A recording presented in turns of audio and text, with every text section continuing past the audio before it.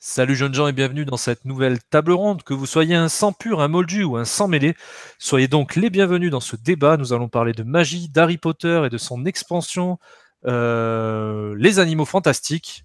Les Animaux Fantastiques 2 par David Yates, l'homme aux 6 films de l'univers Harry Potter. Bien sûr, je ne serai pas seul pour en discuter, je serai accompagné des plus grands magiciens de YouTube, les garçons à la baguette la plus longue du Star System. J'ai bien sûr l'honneur d'accueillir Maxime. Salut Maxime. Salut tout le monde. Philippe. Salut. Et Renaud, qui avait été victime d'un sort technique lors du précédent enregistrement de ce débat. On en est au round 2 avec celui-ci. Comment vas-tu, Renaud? Ah, ça va, bonsoir tout le monde. C'est bon, tu as pu enlever le sort qu'il y avait sur ton matériel informatique? Oui. Bon, bah super. Bah tiens, je te laisse la main. On va commencer le petit tour de table avant d'entrer dans le vif du sujet avec ce débat. Qu'est-ce que tu as pensé des Animaux Fantastiques 2, les crimes de Grindelwald? J'en ai pensé tout simplement, voilà, je vais dire que je suis un peu mitigé parce que il y avait du spectacle, il y avait beaucoup des effets spéciaux, il y en avait beaucoup. Globalement, la scène d'introduction est assez réussie. Voilà, c'est une entrée en matière intéressante. Et sinon, globalement, c'est plutôt moyen, à part le personnage du méchant par Johnny Depp. Johnny Depp est assez convaincant, je trouve. Après, j'aime bien le jeu de l'eau, mais il y a beaucoup d'incohérences en fait. Du coup, c'est vrai, c'est une des raisons pour lesquelles je suis assez mitigé sur les films, même si globalement, j'ai plutôt aimé que détesté, quoi. Voilà. D'accord, d'accord. On n'est pas sur d'un rejet total, mais plutôt mitigé et pas totalement convaincu, quoi. C'est ça. On a l'impression que Philippe. c'est Ah une pardon, transition plus qu'une excuse-moi. suite. C'est ça aussi. Tu disais? On a l'impression que c'est un film de transition plus qu'une suite aussi. D'accord. Il a du mal à se tenir peut-être par lui-même, en fait. Ça, en fait, il est un petit peu long, quoi. Ah, d'accord. Ben on va développer, bien sûr, là-dessus. Donc plutôt mitigé. Il veut rester positif, mais il y a quand même des choses qui ne vont pas. Philippe, qu'est-ce que tu en as pensé, toi? Eh ben, je rejoins mon camarade Bruno, excuse-moi, Renaud, désolé, je me Renaud. suis trompé de prénom. Oui, pardon. Je le rebaptise. Et je te rectifierai en disant pas les Animaux Fantastiques 2, mais les Animaux Fantastiques 1.5. Ah oui, bon complément, ouais. Mon petit Maxime. Comment Il est dans aborder le, cette... ouais. il est dans la noirceur, il est dans Non, mais le. je précise donc mon avis sur le film est plus que négatif. Je Mhm. suis allé le voir 2 fois pour justement, non pas Ah, pour la quand qualité même. du Pour film, être sûr. mais pour avoir un retour, car la première manière dont je l'ai reçu vis-à-vis de mes attentes, vis-à-vis de ma passion pour l'univers, a Oui. été assez cruelle, même difficile psychologiquement, émotionnellement, je dois vous Ah oui. l'avouer. Ah oui. Donc, il y aura peut-être moyen de développer ça, mais oui, c'est un film que je trouve extrêmement mauvais. C'est de loin pour moi le plus mauvais et je dirais même le plus honteux de tous les épisodes de la saga. De tout l'univers Harry Potter. Wizarding World. Ouais, donc ouais, ouais, ok. C'est du dégoût, de la honte limite de tout ça, quoi. Bah oui, après maintenant il y a eu un recul, donc bon, j'arrive à m'abstraire un peu, mais quand c'est quelque Oui, le chose qui te tient côté à cœur fan. et que Hmm, ça faillit à ce point et que c'est même assez malhonnête à certains endroits et on en parlera. bien Non, pour moi, sûr. je l'ai extrêmement mal reçu ce film. D'accord. Alors je me joins à vous pour ce débat. J'ai enfin vu un film que je que je présente, c'est bien. Peut-être pas le meilleur, hein, vous aurez tout de suite compris. Euh, Moi, aucun attachement à la saga. J'ai vu les films très tard. C'est une saga parmi tant d'autres, même si j'y vois de très bonnes choses, mais aussi de mauvaises. Concernant les Animaux Fantastiques, premier du nom, je trouvais que ça racontait pas grand-chose, mais c'était plutôt bien exécuté. Ça le faisait plutôt bien, sans non plus se taper le cul par terre, hein, loin de là. Par contre, la suite, ça veut raconter énormément de choses. Et je trouve que ça le fait jamais très bien, quoi. Ça développe rien, ça installe rien, et surtout ça conclut pas grand-chose. Et ça le fait de manière assez forcée. Je trouve ça limite paresseux, un peu foutage de gueule sur bien des aspects. Enfin, j'en serais pas là à être dégoûté, à rejeter, à trouver ça insultant. Et j'ai hâte d'en discuter avec Maxime parce que ça m'intéresse d'avoir le retour de quelqu'un qui pouvait avoir des attentes là-dessus. Je suis même pas mitigé.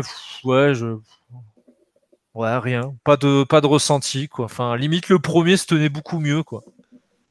Comme je disais, ça racontait pas grand-chose, mais ça le faisait bien. Là, c'est tout l'inverse. Ben, si je peux me permettre de dire un truc, c'est pas Mais que vas-y, je me suis laissé avoir, permets-toi.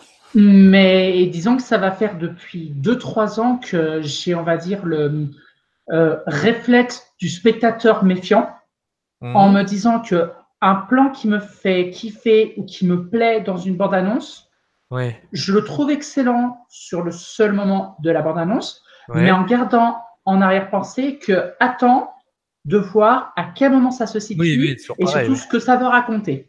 Bien Le sûr. premier exemple qui m'a choqué, déçu, le premier qui me vient en tête, ça a été Age of Ultron, en repensant à la fameuse scène du Hulkbuster. Oui, j'étais encore naïf à ce moment-là. Ah oui, c'est sûr que dans le film, oui, c'est anecdotique, Ah en non, fait. mais ça, c'est un exemple typique que je donne. Ouais.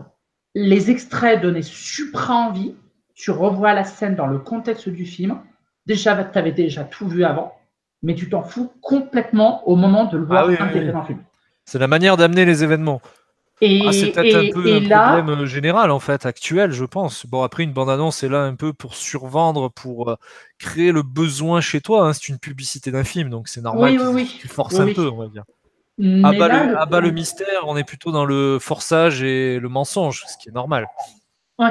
Sauf que là, j'en suis sorti, je me suis dit, en regardant à nouveau les bandes annonces, ils ont gardé pour le film quelques séquences pour le film et non pour les bandes annonces, etc. Et encore, je n'avais pas vu la bande annonce finale, je l'ai regardé cet après-midi. Mhm.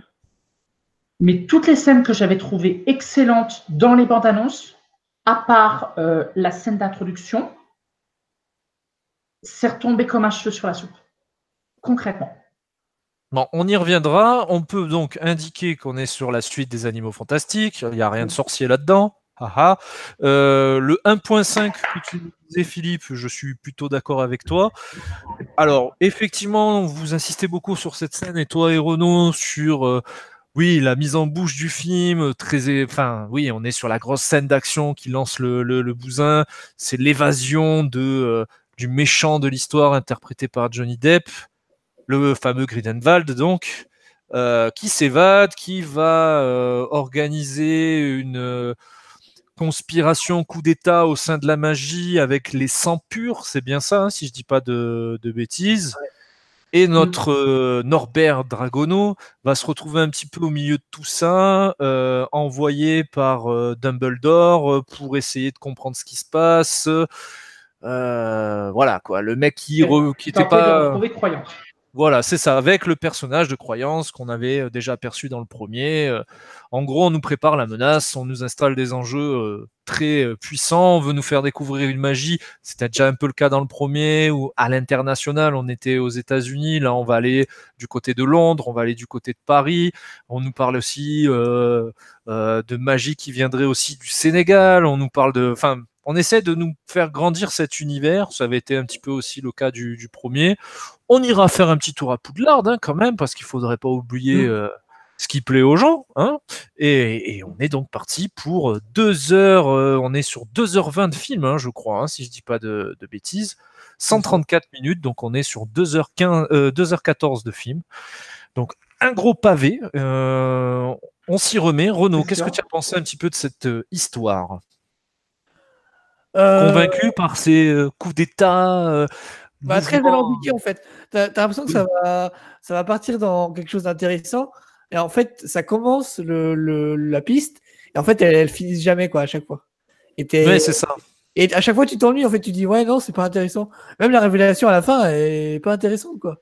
Tu fais ok, voilà. Oui, cette révélation, comme elle a du mal à arriver en plus. Pardon? La révélation finale, qu'est-ce qu'elle a du mal? Qu'est-ce que c'est lourdeau? Tout ça pour que ça arrive au bout de 2 heures et tu t'es ennuyé pour ça quoi. Tu te dis ok. Tout ça pour ça.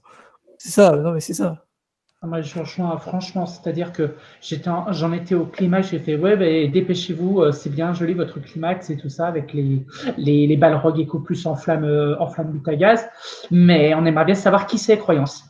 Et limite, je regardais presque ma montre en voyant 2 heures, 9 minutes, 48 secondes, ça y est, on te dit qui c'est, sauf que c'est 3 minutes avant la fin, avant le générique.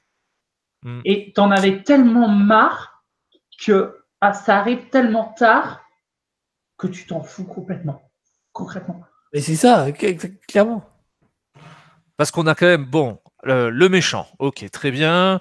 On a de toute façon toujours ce côté bien et mal dans la magie. Les moldus, donc au milieu, qu'est-ce qu'on fait d'eux? Ils sont une menace pour le monde, pour eux-mêmes, pour nous, les magiciens. Et un côté un peu, nous, on est des anarchistes face à un ordre établi. Très organisé, on le voit, hein, cette espèce de police de la magie, c'est un gouvernement, c'est ça, le ministère de la magie, hein, c'est ça. Hein. On a des intrigues amoureuses avec notre héros qui retrouve sa compagne, enfin, on va dire sa prétendante, qui pense qu'il est marié, mais en fait, c'est un autre personnage qui est avec le frère. Et puis, il y a Dumbledore qui a une relation plus qu'intime avec le méchant. C'est rien que ça, déjà, c'est bon, c'est les feux de l'amour, de la magie. Enfin, sortez vos baguettes, ça ira beaucoup plus vite. C'est les novellas, là, franchement. Ouais, mais c'est exactement ça. Twist. C'est voilà, plus derrière, on a, c'est normal, hein, il y a toute une mythologie derrière qu'on nous installe avec les origines. C'était déjà un peu le cas dans Harry Potter, c'est sûr. Il y a le poids de la famille, le poids du sang. Hein, ils utilisent sang mêlé, sang pur. Enfin, il y a toujours ça, la destinée, la lignée, le côté peuple élu. Plus on nous colle aussi un espèce de dans la fiction va se mettre l'histoire, la réalité, avec ce que les modus seront capables de faire. On se situe dans les années 30, hein, si je ne dis pas de bêtises. Donc on est sorti de la Première Guerre, on va malheureusement entrer dans la Deuxième, avec le point le plus non subtil du film, c'est-à-dire qu'on retrouve notre méchant et son fils prodige en Autriche. Waouh, on n'avait pas compris. Dans le repère de Red Skull. Ouais. Donc, on n'avait pas compris le lien à peine forcé de tout ça. Ouais, Maxime. Il nous prend pour un idiot, quoi. Comment? Il nous prend pour un idiot, quoi. Ouais. Puis, on n'a pas compris le parallèle un petit peu. Maxime, je t'imagine dans ta salle en train de bouillir, arracher les fauteuils rouges avec la mousse qui vole dans tous les sens, avec du popcorn dans le nez. Ouais, avec du popcorn dans le nez et les cheveux en l'air. Comment tu as vécu tout ça? Oui, donc je pense qu'après je vais passer par une métaphore pour faire un peu comprendre mon ressenti. Mais vas-y. Mais en fait, le film, en termes de pur divertissement, en termes de fan, je veux dire, si un fan a envie de se changer les idées, qu'il est assez laxiste dans ses scrupules, on va dire, bon, c'est quelque chose qui se regarde honnêtement. J'ai pas détesté, on va dire, le cheminement de l'intrigue et le visionnement du film en soi. C'est le rythme, tout ça. Oui, quoi. Si je l'ai pas aimé, parce que des mauvais films, il y en a beaucoup qui en sortent, il m'arrive d'en voir, etc. Si j'ai un rapport particulier, une certaine acrimonie avec le film, c'est par rapport à l'univers dans lequel il s'ancre, par rapport à tout ce qu'il représente, et surtout par rapport au potentiel et au résultat final de l'œuvre face auquel j'ai été confronté. Donc pour cela, j'aimerais passer par une métaphore, si vous voulez. C'est je t'en prie. Au final, on appréhendait le cinéma comme un grand livre. Hein. Un grand livre qui est composé, je venais le dire, d'œuvres plus ou moins réussies, des très bons films, des chefs-d'œuvre, des navets, ce que vous voulez. Et se construire une cinéphilie, découvrir toujours plus de films, c'est lire toujours plus, avancer puis reculer, sauter d'une page ou s'attarder au gré de tes envies sur une page précise. Relire. Ouais. Voilà.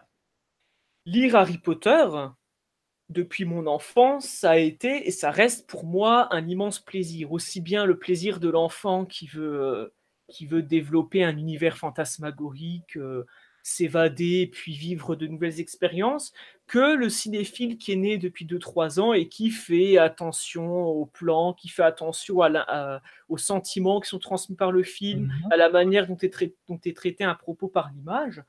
Donc c'est comme ça que c'est développé. Et si vous voulez, ça a été donc un immense bonheur face à tant d'humanisme, tant de volonté, de talent. J'ai une grande admiration pour la saga et je pourrais notamment revenir sur David Yates tout à l'heure, puisqu'on parlera certainement On de y lui, reviendra, t'inquiète pas. qui a une trajectoire plus que funeste quand je vois le résultat de ce film. Mais donc voilà, pour moi, ça a constitué vraiment un trésor d'imagerie Harry Potter.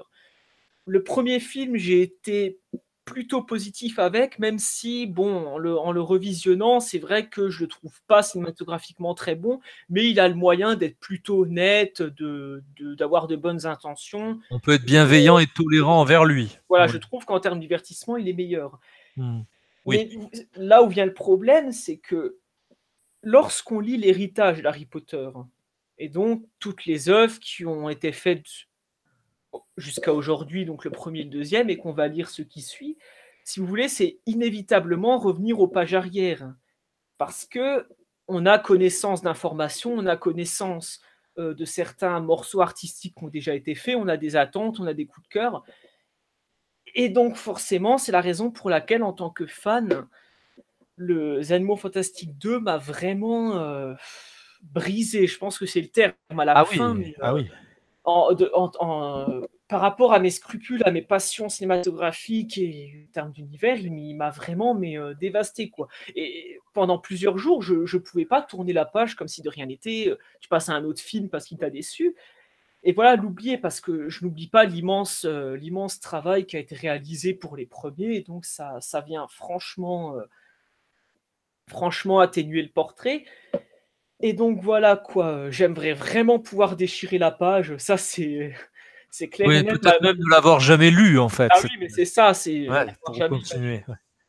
Mais donc, oui, pour revenir plus précisément dans le contexte, je trouve que ce film est déshonorant pour tout ce qui a été fait auparavant, et déshonorant pour ses fans, et déshonorant pour ses créateurs, pour tout le monde que vous voulez.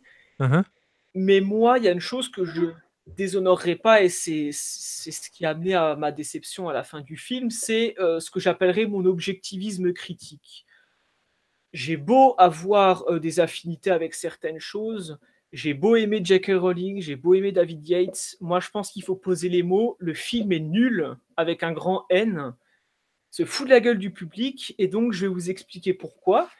Alors, pour revenir sur ce que disaient Philippe et Renaud au début, et même Anthony, c'est que les Animaux Fantastiques 2, Crime de Grindelwald, c'est le film sur Grindelwald, sur, si vous voulez, les prémices de la Grande Guerre des Sorciers.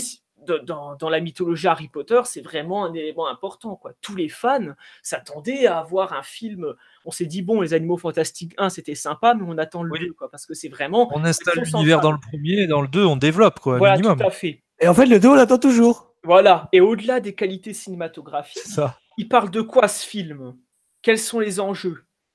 Pendant 2h15, c'est des amourettes. Ça, c'est sûr. Qu'on a déjà vu traiter, qui sont peu pertinentes. Et c'est quand c'était des gamins de 12 ans, je t'avoue que ça m'allait. Ouais, tu sais, Hermione et compagnie, c'était très sympa. Mais quand c'est des mecs qui ont, entre 20 ans et 35 ans, même avec une baguette à la main et des petites bestioles rigolotes, je sais pas, vous êtes des adultes, quoi, au bout d'un moment. Et le public c'est des aussi, adultes, mais qui ont une mentalité, enfin des Ouais. émotions, justement, de gamins de 12 ans, quoi. Parce que le coup de « elle a des yeux de salamandre ».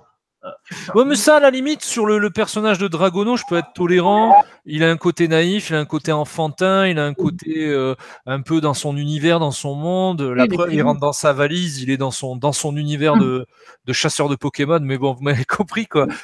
Moi, ça me dérange pas. À la limite, je trouve que c'est le plus réussi et ça reste dans l'esprit un peu enfantin d'Harry Potter, et c'est pas péjoratif, bien au contraire. Je trouve que c'est quelque chose de très joli dans les univers d'Harry Potter. La découverte de la salle, surtout quand ils sont enfants. Eux-mêmes ils grandissent, l'adolescence, les prémices de l'âge adulte, etc., etc. Je trouve ça génial, et j'aime bien le personnage de Dragono parce qu'il, pour moi, il symbolise encore ce côté Harry Potter, c'est magique, waouh, je suis émerveillé. Je trouve que ça marche plutôt bien.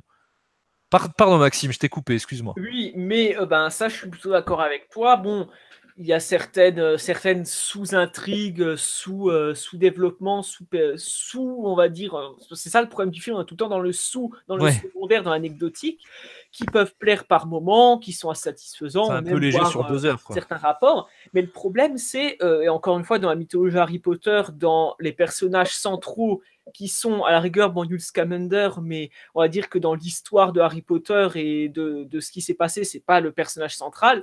Les personnages centraux, ce sont Albus Dumbledore et Grindelwald. Quels sont les enjeux du film? Et c'est pour ça que Renaud disait, non, c'est Philippe qui disait 1.5 et je suis d'accord avec lui. Ouais, On c'est bien pensait dit. que ça allait être premièrement une contextualisation et un développement, si vous voulez, des rapports entre Dumbledore et Grindelwald, ce qui fait qu'il y a les conflits qui expliquent un peu l'arrière-plan de tout un, comment dire, tout un siècle de conflits, etc., qui après Ça aurait pu être politique, même. voilà, qui aurait pu être politique et extrêmement important. Qu'est-ce qui se passe pendant ce film? Donc, des sous-intrigues qui n'en finissent plus, qui au final sont ultra anecdotiques. Une fois que tu as vu le film, bon, c'est pas quelque chose qui te reste en tête. Non, pas du tout. Et des enjeux inexistants, car finalement, l'enjeu du film, c'est même pas Grindelwald, c'est trouver croyance pour qu'il évite de se faire, comment dire, enrober par Grindelwald et sa grande persuasion, et préparer la réunion de Grindelwald qui elle-même est censée préparer un affrontement qui est donc repoussé au 3 alors qu'il était censé arriver plus ou moins dans le 2. Et savoir qui est réellement croyance. Ouais, encore, hein, savoir réellement qui est croyant, je ne trouve pas qu'il soit... D'ailleurs, c'est anecdotique, mais moi je me souviens que de ça comme enjeu en fait dans le film. Bah oui, c'est... C'est la seule chose que j'ai retenue à la fin. Et si vous voulez, c'est ça le problème aussi, c'est que je pense que J.K. Rowling a... ça, on aime les personnages, elle a bien compris. Elle a voulu surcharger son récit de personnage, donc croyance, qui au final est le personnage plus ou moins clé des deux films, mais dont on ne sait toujours pas grand-chose sur sa personnalité, si ce n'est que c'est un Oscurial qui a été traumatisé pendant son enfance et qu'il couvre des blessures et qu'il est dangereux et patati et patata. Et donc voilà, quoi, ça on développera et je pense que vous serez d'accord avec moi, mais les personnages sont extrêmement peu intéressants pour la plupart. Trop nombreux. Ils n'entrent peu dans un contexte, ils sont trop nombreux, et donc oui, et mal développé ou pas. Voilà, et le problème central du film, et je le redis, c'est que c'est même pas que les enjeux sont mauvais, c'est qu'il n'y en a pas au final. C'est un film qui, à rigueur, on pourrait l'omettre et aller directement au troisième qui se poursuit, si tant est que le troisième soit bon et réussi et ait des enjeux. Franchement, le 2, bon, il te donne quelques informations sur certains personnages, et même pour quelqu'un qui connaît un peu la mythologie ou certaines choses, où tu lis un résumé sur Internet, tu peux te passer du 2. Oui, quoi. En 2 phrases, c'est résumé, quoi.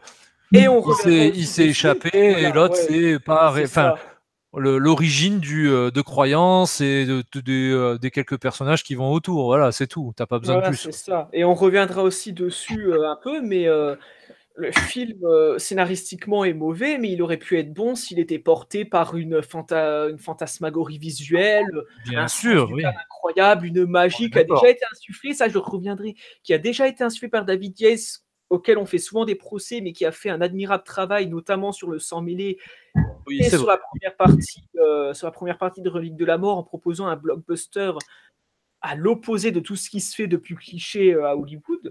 Mais oui, non, David Yates, moi, je suis, mais mon cœur était vraiment brisé quoi, de voir des personnes dont J.K. Rowling, mais on parlera de ses on en est quand même au 6e film de garçon voilà. sur l'univers. Mais lui qui a toujours pas fait des chefs-d'œuvre, mais qui a fait de très bonnes choses cinématographiquement sur les autres précédents, de le voir porter quelque chose d'aussi fade, d'aussi facile, d'aussi inintéressant, oui. Non, c'est un ensemble aussi bien scénaristique que comment dire, que technique, qui fait que le film, non, est pour moi vraiment un désastre. Il n'y a rien de bon dans ce film. Après, on parle de l'histoire, là. Bon, après, vous connaissez un peu le schéma, histoire, personnage, réalisateur, musique, mais on peut tout mélanger. On parle d'histoire, on attaque beaucoup là-dessus, on parle d'enjeux qui sont mauvais, de personnages trop nombreux, mal développés, pas du tout développés, comme disait Renaud pour certains. Mais le scénariste du film, vous me rappelez qui c'est ? J.K. hein. Justement, je voulais revenir là-dessus. C'est Dieu Harry Potter. On est face à la créatrice de l'univers qui a écrit les bouquins, qui a participé à la mise en place de tout l'univers. univers qui maintenant est au scénario du bordel, sûrement à la production, hein, sur certains aspects, j'imagine. Elle doit avoir on sait de quoi est capable Warner, pour ceux qui suivent l'actualité, pas que d'ici, on va dire. J'ai encore fait les frais cet été avec The Meg. Oui, je défendais le film jusqu'à l'avoir vu. Je te félicite pas pour le coup. J'attendais le bouquin depuis plus de 20 j'avais lu le bouquin depuis 20 ans et on nous annonce l'adaptation depuis plus de 20 ans. Donc, ouais, écoute. Voilà, quoi. Bref, non, ce que je voulais dire, c'était surtout qu'on parle de J.K. Rowling, pour l'introduire, c'est le cas de dire, ce mauvais jeu de mots. Est-ce on se plaint parce qu'il y a beaucoup de personnages dans ces animaux fantastiques, aussi bien dans le premier que dans le deuxième. Il y a plus de personnages que d'animaux fantastiques au final. Tout à fait. D'ailleurs, je l'avais dit d'avance que l'appeler la saga des animaux fantastiques, sachant qu'elle sera le sujet à partir du second film, ça serait se tirer une balle dans le pied. Mais ce que j'essaie de dire, c'est, on dit qu'il y a beaucoup de personnages dans ce film. Est-ce que vous pourriez me rappeler, rien que dans le premier roman et film de Harry Potter, il y a combien de personnages mis en place et en combien de temps, s'il vous plaît? Alors, Philippe, je te répondrai par une chose très précise, c'est que le souci n'est pas le nombre de personnages, mais l'importance et la place qui leur est accordée dans l'histoire, et notamment la construction narrative dans laquelle ils s'inscrivent.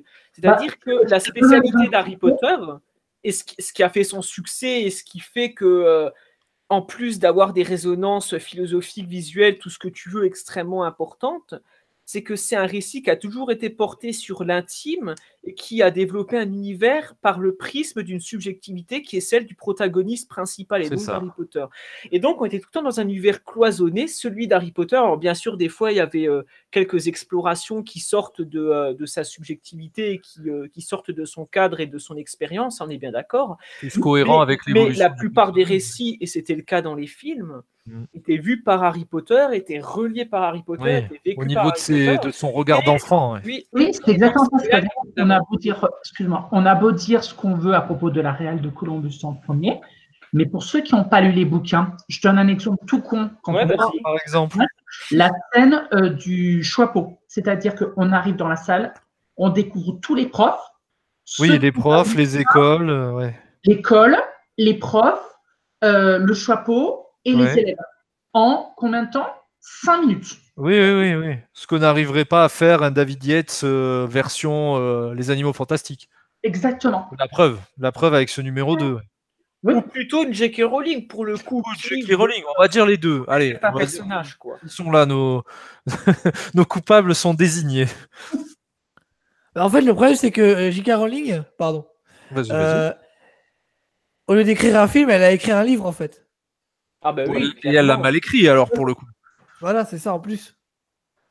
Et pourtant, le rythme n'est pas si littéraire que ça. C'est-à-dire qu'il est lent, certes, mais c'est plus dû au rythme qu'au scénario. C'est-à-dire que c'est vraiment ce qui nous pose problème sur plein de films maintenant, c'est qu'ils arrivent à compiler un mélange de rythme qui est incompréhensible. C'est-à-dire que ça va trop vite, c'est trop chargé dans une séquence et assemblés les unes après les autres, alors que ça devrait être un paquet qui passe. Oui, il n'y a pas de moment de ralentissement ou de temps suspendu. Alors, ils essaient un peu de le faire dans celui-là, notamment, toujours pareil, avec le personnage central, qui ne l'est même plus au final, quand il va s'occuper des fameux animaux fantastiques.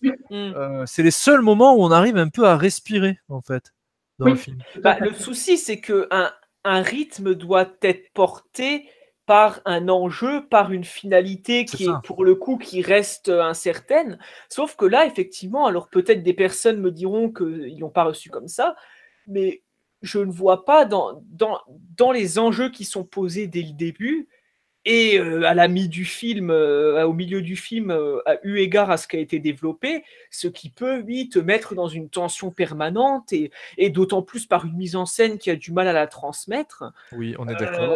Vraiment, non, c'est ça le principal souci. Si on reprend le premier, c'était ultra basique. Tu l'as vu 150 000 fois, cette histoire-là. De personnages qui arrivent dans un nouveau lieu, qui n'est pas adapté à son endroit, avec des pouvoirs qui reflètent assez bien sa personnalité, avec la petite intrigue amoureuse, avec les petits personnages comic relief autour, qui vont donner un peu de consistance à ce personnage qui, parfois, en manque un peu. Alors, certains me diront que c'est à cause de l'interprète. Moi, je pense que c'est surtout par rapport personnage dans lequel il faut qu'on se projette tous. On n'est pas des sorciers, on n'est pas des magiciens, et les petits défauts, la petite maladresse nous le rendent plutôt humain, donc peut se projeter à l'intérieur. C'était ultra basique. Les actes étaient plus que visibles, les événements aussi, c'était ultra rythmé, voire très cadencé, mais au final c'était pas désagréable. Alors oui, ça va pas révolutionner. Les Animaux Fantastiques, le premier. Bon, le premier, je parle. Et je trouve que le deuxième, à vouloir forcer, parce que pour moi on est presque dans je force un peu mon univers, alors qu'il y a si je vais faire une métaphore, moi aussi je vais essayer comme toi Maxime. T'as un bon jeu de cartes, mais tu forces quand même pour essayer d'avoir mieux, alors que t'as déjà tout ce qu'il faut, en fait. Et tu le joues très mal, ton jeu de cartes. C'est-à-dire qu'il y avait quand même tous les éléments. Un méchant. Alors, il y a rien de révolutionnaire, Johnny Depp, machin, on l'a déjà vu 150 000 fois, il n'y a pas de souci. Un univers. Alors, au-delà de l'univers de la magie des animaux fantastiques, le Paris de l'époque, le Londres de l'époque, qui sont sous-exploités. On a l'impression que ces villes font 20 mètres de long, enfin 20 km, même pas 3 km de longueur, et qu'il y a 4 personnes qui habitent dedans. C'est sous-exploité à tous les niveaux, il n'y a aucune différence entre les deux villes, enfin c'est n'importe quoi. Même ça, on n'arrive pas à le mettre en place, et les enjeux dont on a parlé, il aurait mérité à être beaucoup traité plus simplement, en fait. Quitte à faire un truc ultra basique comme le premier, j'aurais été moins choqué que je tente tout et n'importe quoi, qu'on vienne pas me dire que c'est genre pour être original, parce que toutes les tentatives, il n'y a rien d'original là-dedans. Il n'y a rien d'original là-dedans. Je te reprends tout de suite par rapport à ton comparatif de la gestion de l'espace. Avant de passer au cinéma, David Yates a surtout signé en tant que showrunner et je crois réalisateur, si je ne dis pas de conneries, oui. et MI6. Donc, c'est centré essentiellement autour des services secrets britanniques et le fameux bâtiment qu'on aperçoit dans les derniers James Bond. Mais le moindre plan qui se passait à l'extérieur avait beaucoup plus, quelques épisodes, il y avait plus de mal, avait beaucoup plus de punch et d'impact sur la seule ville de Londres et dans les là, je trouve que c'est pas du tout réussi. Un contre-exemple qui va nourrir ce que je te dis, les seuls passages dans Poudlard sont 100 fois plus réussis que n'importe quel passage dans Paris, que ce soit le Paris magique ou le Paris normal, ou le Londres, bon, pour le peu qu'on le voit, le pauvre, le Londres classique et le Londres avec Dumbledore qui met un peu de fumée de chicha. Là. Vous voyez un peu le délire? Je trouve que les passages dans le Poudlard, et je vais rejoindre le ouais de Maxime, c'est qu'on en a bouffé pendant 8 films du Poudlard, donc on le connaît par cœur, et souvent j'utilise cette expression qui dit le spectateur comblera les trous. Ben, c'est un peu ça en fait. Le joueur maintenant. Comment? Ou le joueur maintenant. Oui, voilà, tu vois, la personne qui est face à l'œuvre, j'ai l'impression. Dans Poudlard, et je suis pas fan, franchement, je m'en bats les steaks d'Harry Potter. C'est très sympa, mais vite fait. Je trouve ça très bien, mais c'est pas mon délire. Je suis pas de la bonne génération, j'ai pas grandi avec, j'ai grandi avec d'autres choses. Pas mieux, c'est juste des choses plus anciennes, donc ça me touche moins. Et je trouve que les passages dans Poudlard fonctionnent mieux. Alors qu'on voit 3 murs, un pont et 2 élèves à l'époque en version jeune, je trouve que ça marche beaucoup mieux que toutes les scènes qui étaient pourtant de la fraîcheur, du nouveau, et même dans les Animaux Fantastiques 1, tout le passage avec New York, avec ces fameux animaux qui détruisent la ville, et notre personnage un peu perdu, trop petit pour cette grande ville, je trouvais que ça marchait hyper bien avec la figure de l'immigré qui vient à Londres, à New York, découvrir le rêve américain, donc on est un peu dans ce délire-là. Je trouvais que, même si ça a été fait 150 000 fois dans l'histoire du cinéma, je trouvais que ça marchait beaucoup mieux. Alors que là, on avait Londres, Paris, on a une surenchère d'enjeux, de personnages, de lieux, de délires, de mythologie, et en fait, ça fait un espèce d'amas de conneries. C'est trop sucré, quoi. Tu mélanges tout ce que t'aimes dans la vie, et c'est trop sucré. Il y en a trop, c'est pas possible. Ouais, parce que pour le coup, là, franchement, je suis entièrement d'accord avec toi. C'est-à-dire que le premier, je le trouve vraiment pas très bon, parce que c'est pas très original, il n'y a pas grand-chose de développé. C'est basique, quoi. Voilà. Mais en fait, il a une certaine fraîcheur, c'est-à-dire qu'il garde cet esprit propre à J.K. Rowling, c'est-à-dire au début, tu vois, Newt Scamander qui part de Londres à New York, qui découvre un nouveau monde. Il est naïf, comme toi, quoi. Comme toi, le spectateur. Dans lequel ces bêtes se perdent et tu découvres. Oui, c'est ça. Et en même temps, tu as le personnage de Jacob qui est nous, c'est pareil que nous, c'est le Boldu qui tombe par hasard dans ce monde magique et qui découvre. Mais qui lui connaît New York, par contre. Et puis, si tu Ouais. veux, oui, c'est un film assez malicieux, assez sympa, un sorte de road movie new-yorkais. Bref, c'est quelque chose qui passe bien. Sauf que là, comme je dis depuis le début, l'enjeu du film, c'est d'aller dans quelque chose de plus politique, avec des C'est ça. personnages décisives. Et sauf que là, elle construit une espèce de tiroir alambiqué avec des sous-intrigues et des rebondissements de frères qui sont pas frères et de parenté. Et franchement, c'est en plus d'être mal orchestré, c'est pas intéressant. C'est ça le problème, quoi. C'est Et vite pour revenir ennuyeux, sur ouais. ce que tu disais avec Poudlard, c'est que moi, je trouve même que le passage de Poudlard est nul à chier, quoi. Franchement, c'est. Ah, on a vu mieux dans la saga Harry Ah non, Potter, hein, je suis et en d'accord avec plus, toi. mais ça, on reviendra, mais ce Poudlard numérique, mais Et franchement, C'est vrai, c'est il vrai. est dégueulasse. Poudlard, Mais dans les Animaux Fantastiques, on s'en Mais il Fou, est quoi. moche, mais rendez-moi On celui de s'en Columbus, rendez-moi le terne. Alors là, s'il veut faire du terne, David Yates, rendez-moi ce putain de Poudlard terne, dépressif, violent, du sang mêlé. Alors, Qui a Poudlard vraiment- à l'époque était-il aussi en mauvais état que dans Harry Potter? Oui, non, mais c'est vrai, mais ce que je veux dire, c'est qu'il y a un travail d'atmosphère, un Oui, sentiment oui, qui est oui, oui. apporté. Là, en fait, on s'en fout quand on connaît déjà, on y va. En plus, comme je te dis, il est vachement numérique et tout le film est numérique, Oui, des effets spéciaux qui plus le sont numérique, le introuvables. machin. La magie du Franchement, cinéma ne non, fonctionne pas toujours. Ouais. Ah non, mais là, c'est moi, je trouve vois pas comment ça peut fonctionner avec quelque chose d'aussi artificiel, quoi. Et non, oui, Poudlard, hormis Jude Law et Dumbledore, qui pour le coup est la seule vraie réussite du Oui, ça film, marche bien. Ouais. le reste, franchement, que ce soit à Poudlard ou pas, t'en as un peu rien à faire. Hein. Bah, je rejoindrai Anthony par rapport à deux autres exemples pour les décors, cette impression de ce que j'appelle depuis une vingtaine d'années une fracture visuelle, c'est-à-dire que je vais donner un contre-exemple, c'est vraiment style Xena, c'est-à-dire qu'on voit le paysage numérique de l'extérieur avec le bon plan, avec le bon mouvement de caméra qui se la pète. Ah, mais oui, hein. On arrive à l'intérieur, tu as la putain de fracture visuelle où tu as une différence de budget, où tu passes de... Ça pue le décor en carton. Ouais. Et là, j'ai deux exemples qui m'ont mais alors frustré à mort. On parlait tout à l'heure de l'intro, mais en regardant à nouveau la bande-annonce, quand on regarde clairement la scène de la prison, c'est exactement l'exemple que je vais donner quand je parle de fracture visuelle. Ça commence, on voit tout l'immeuble façon Empire State Building jusqu'au sommet. Mais qu'est-ce qu'on voit concrètement? La cellule de Grindelwald, le passage en travelling, certes, quand il passe au milieu des autres cellules, et cette espèce de garage d'accès là où va décoller le chariot. On a 3 pièces pour représenter un étage sur tout un immeuble.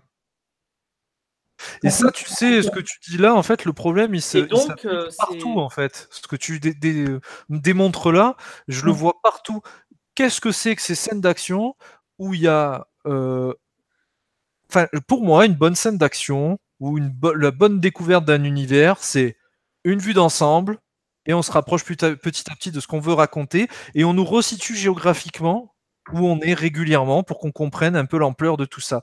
Et je ne l'ai jamais dans les Animaux Fantastiques. Pourquoi? Parce qu'on a toujours la volonté d'aller filmer le visage des personnages pour voir je suis méchant, tu sais, je suis méchant. Ah, moi, je suis pas bien, alors il faut qu'on me filme de près parce que je suis pas bien. Mais putain, je profite jamais des scènes d'action, de la destruction, de la magie, des animaux, quand le peu qu'il y en a. Et ça, c'est un petit peu le problème de David Yates sur tout le film dans sa réalisation. Bon, déjà, c'est flou à toutes les images. C'est terne, parce qu'il faut que ça soit grisâtre, parce que tu comprends, c'est une période un peu compliquée, un peu floue, on ne sait pas trop ce qu'on va faire et ce qu'on va devenir. Oh, c'est bon, quoi, au bout d'un moment. Enfin, la scénographie, elle est ridicule, c'est jamais bien exploité. C'est l'exemple que je peux donner avec la scène du cirque. Ils en parlaient. Alors, qui te chauffe bien en plus, hein, sur le coup, la scène du cirque, tu dis putain, c'est bien elle ça. est très Un belle. peu de couleur. Elle est Ben très non. belle. On reste quoi? 5 minutes? Ouais, c'est ça. Même pas. C'est ça. On voit même pas, c'est-à-dire qu'on voit l'elfe de maison qui replie tout le chapiteau. Qui était plutôt joli, hein. Mais il n'y a pas d'émerveillement lié à ça, en fait. Oui, et c'est ça fait toc, tout fait sur les réseaux sociaux cet après-midi. Un simple exemple, une scène d'action qui dure 3 minutes sur la saga Harry Potter, en dehors de la scène de la Coupe du Monde dans la Coupe de Feu, de la Coupe du Monde. Les scènes d'action, la plupart du temps, encore plus depuis les rajouts en termes de durée, depuis que je ne dis pas de conneries, la Chambre des Secrets, la moindre scène d'action, si bien en termes topographiques qu'en termes de durée, qu'en termes de mise en scène, elle prend son temps pour s'installer pour bien sûr. Et elle dépasse toutes les 5-10 minutes pratiquement. Bien sûr. Alors après, tu peux me dire, tu peux faire quelque chose d'efficace en moins de temps, il n'y a pas de souci. Et tu peux rater ta scène avec plus de temps et c'est super long. Pour reprendre Harry Potter, le peu de connaissances que j'en ai, les parties de Quidditch, je le prononce bien, je dis pas de bêtises, on est d'accord? Oui. Alors, c'est délimité un terrain, donc c'est pas compliqué. C'est peut-être aussi les restes de fans de football que je suis qui ont un attrait à vite comprendre tout ça, mais c'est pas compliqué, c'est fait pour. Hein. Si les mecs de football comprennent, c'est que c'est vraiment pas compliqué. Dans l'idée, j'ai une partie de Quidditch. Ils ont le temps de te faire le coup des mecs qui discutent alors qu'ils sont en train de voler à je sais pas combien de kilomètres heure sur leur balai, mais ça passe crème. Tu as le temps de voir la partie, de comprendre où en sont les enjeux, sachant que dans ce sport, si je comprends bien, tu te passes un espèce de ballon et en plus, il y a, c'est quoi, un vif d'or ou je sais plus quoi là qu'il faut attraper, c'est ça? Je dis pas de bêtises? Oui. Donc ça veut dire que c'est comme si tu jouais un match de foot et qu'il y avait un palais de hockey qui baladait en même temps sur l'image. Je vous laisse imaginer le truc et c'est toujours clair, compréhensible. Même si le cinéma fait qu'il y a des choses qui sont pas cohérentes possibles, on s'en fout, de toute façon c'est un monde magique, donc on peut accepter beaucoup de choses, ça marche toujours. La Coupe du Monde c'est pareil, ça marche toujours. Les scènes d'action, je sais que j'ai souvenir qu'ils doivent dresser un dragon à un moment ou une connerie comme ça, une bestiole, ça marche toujours, et pourtant là on est sur des grosses bestioles avec des petits humains, avec un gros décor, avec des petits passages, avec des pierres, des arbres et compagnie, ça marche toujours. On a des scènes sous l'eau, on voit pas grand chose. Et pourtant, on arrive à en faire des choses intéressantes, avec une part de mystère, on comprend où on est, on sait où est le danger, on le voit arriver, il arrive quand même à nous surprendre. Et là, dans ta scène de course-poursuite du début, dans les Crimes de Grindelwald, je suis désolé, mais moi, à part les 3 gros plans sur de Johnny Depp, j'ai rien vu. Les autres scènes d'action, même la fin, c'est juste pas possible. Enfin, il y a un gros souci. Enfin, à la limite, reprenez Columbus, je l'adore, il n'y a pas de souci. Prenez même des vieux, quoi. En avant, il serait mieux faire ça que le pauvre David Yates, quoi. Mais je vais rebondir sur ce que tu dis parce que je ne vais pas dire que je suis un spécialiste de David Yates ou quoi que ce soit, mais tout du moins, contrairement à certains, c'est quelqu'un vraiment que je porte en estime, que je considère comme un artiste et qui, pour Le Prince de Sang Mêlé, L'Ordre du Phénix, Les Reliques de la Mort, a pour moi, lui, il a bien bossé, oui. A fait des choses vraiment admirables.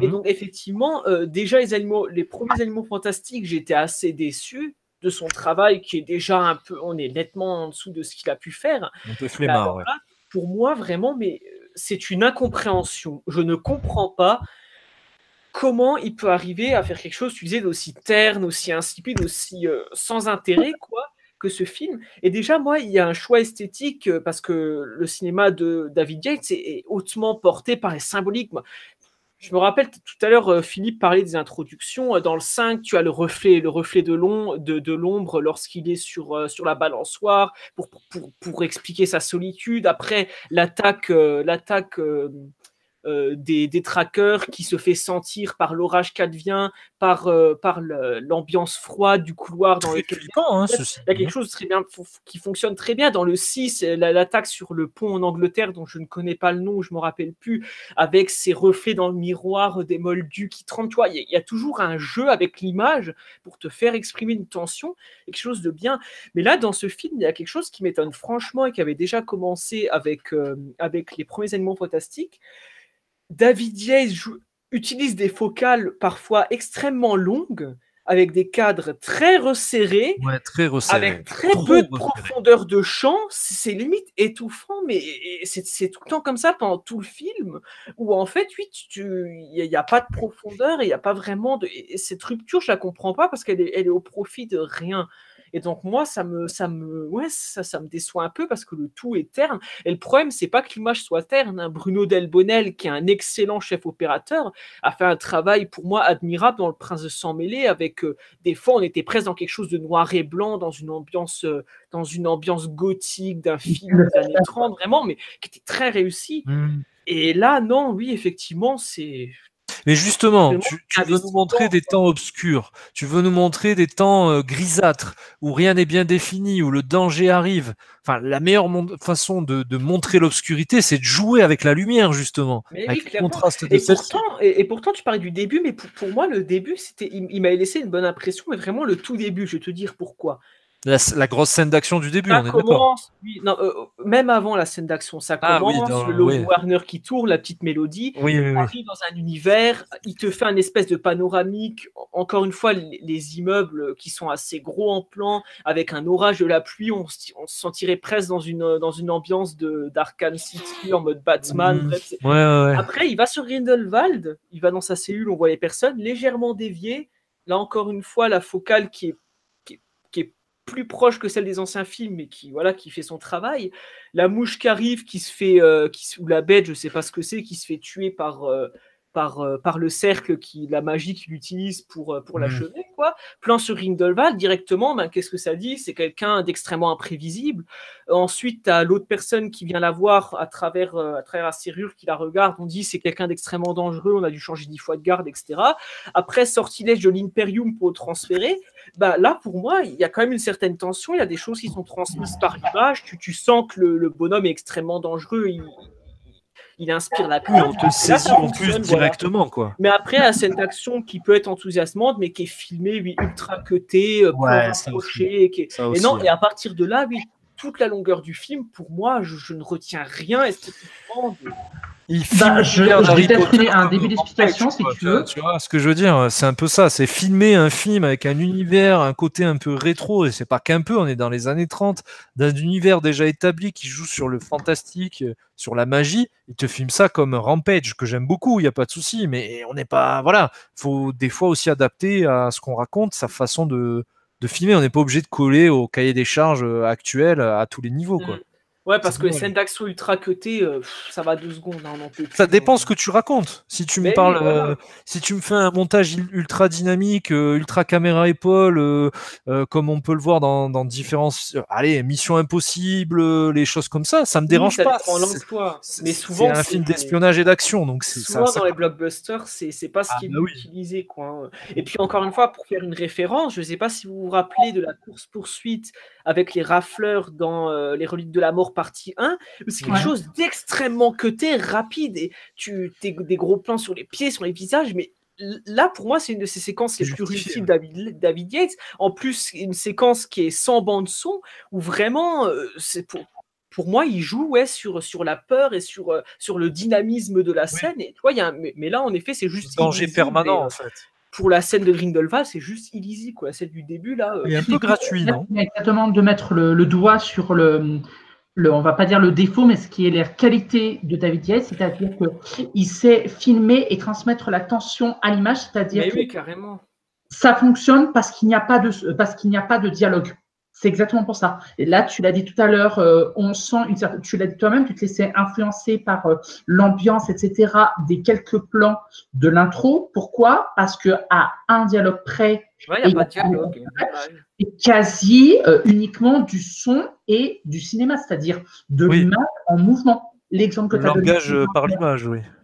L'image des rafleurs, ou après la longue scène, j'insiste sur le long, dans le camping, dans la partie 1, il est obligé, même si on se fait royalement chier, de tout faire passer par l'image parce qu'il n'y a aucun dialogue. Mais oui. Ou le dialogue par l'image, donc c'est justifié, logique, cohérent, et ça marche, quoi, c'est surtout ça. Oui, c'est que je vous ai partagé. Tout à l'heure, je vous disais qu'il y avait certaines scènes qui étaient beaucoup trop courtes. Je vous parlais de la scène du cirque. Oui. Et je viens de faire une recherche sur YouTube pendant qu'on était en train de parler de la scène de l'intro. Et j'ai regardé la scène qui, c'est parce que c'est Alfonso Cuarón, peut-être. La scène de l'évasion de Buck, plutôt la première scène de vol à dos d'hippogriffe dans le prisonnier d'Azkaban, dure très exactement 3 minutes 52. Je vous invite à la regarder et dites-moi s'il y a un seul moment où vous la trouvez trop cut. C'est toujours mais pareil. je vois ce que tu veux dire, mais et même pourtant, Ça dépend de ce que tu racontes et comment tu le racontes. Enfin, c'est l'histoire du cinéma. au-delà Ça. des scènes, c'est qu'on pourrait dire de pur combat, bon, ça Oui. on en bouffe dans du Marvel et du voilà, où c'est de l'explosion, de Une l'ostentation. surenchère, ouais. Mais pour des scènes simples, par exemple dans le 5 où il fait survoler avec les balais l'ordre du Phénix, ou d'autres scènes quoi, qui sont bien filmées, parce qu'encore une fois, il y a quand même cette vue d'ensemble, des plans assez larges, avec où il y a quelque chose de lisible, quoi, une image qui est transmise. Alors que là, la scène de la bête, je ne sais plus comment elle s'appelle sur ce point-là, mais qui attaque la ville et puis non, c'est souvent les scènes d'action, même à la fin, quand Grindelwald joue avec ses flammes pour tuer, mais ouais, franchement, c'est trop serré. Il n'y a rien qui est véritablement transmis. Et donc, C'était déjà le problème. où est passé David Yates, quoi? Parce que là, c'est tellement le scénario. Il n'arrive pas à donner de la mesure et de la démesure à ce qu'il montre. L'ampleur de tout ça, en fait. L'ampleur des destructrices qui arrivent, en fait. Il garde un cadre télé. Oui, aussi, oui. Parce que là, il a quand même sa pleine S'y liberté. plaît, Les ouais. scènes d'action, il a un budget, mais c'est des gros budgets. Ah S'il oui. a envie de faire quelque chose de très large, d'impressionnant et de le faire de manière réussie, on s'appuyait sur les choses qui ont été réussies dans Harry Potter. Oui, en plus, c'est il qu'il aurait a pu déjà le tout faire, l'univers. hein. Et en plus, il a quand même construit Voilà, c'est ça. plus de 50% de l'univers cinématographique à la réal, quoi. Alors Donc, au bout d'un moment, là où c'est toujours sa faute, mais où on peut quand même 200 millions de budget. où on peut quand même blâmer J.K. Rowling, c'est que pour moi, ce film, au-delà de l'extrême apathie de David Yates, moi je le qualifierais même, et comment dire, c'est un terme qui ne m'effraie absolument pas, car cela rentre dans mes convictions, je qualifierais d'anti-cinématographique pour une raison, c'est que qu'est-ce que le cinéma? C'est le langage par l'image. Oui. Qu'est-ce que ce film te transmet par l'image? Absolument rien. C'est un film surexplicatif. Oui, beaucoup de Développe ses thématiques, des dialogues, mais en crevé, quoi. Et donc, pas intéressant. À la limite, que ce soit verbeux, et pourquoi donc, pas, pour mais moi, non, intéressant. c'est cinématographique. non. Vas-y, Renaud, je t'en prie. Dans le premier, je sais pas si vous vous souvenez, au début, là, il y a Norbert qui arrive à l'aéroport, là, et il se fait contrôler sa valise. Et donc là, le plan est resserré sur la version moldue, sur la valise. Et après, il te remonte le truc comme quoi c'est bien la version moldue alors que tu avais déjà compris, quoi. Ouais, surexplicatif même dans l'image, en gros. Voilà. Oui, mais là, c'est l'image, tu vois, donc au moins, ça atténue. On peut pardonner. Renaud, tu as peut-être quelque chose à rajouter au niveau de la mise en scène, la réalisation, ou même revenir sur l'histoire si tu le sens, hein, vas-y, hein, je t'en prie. Non, j'ai rien à redire. Hein. Par contre, tu avais dit que tu étais convaincu par Johnny Depp. Explique-nous un petit peu.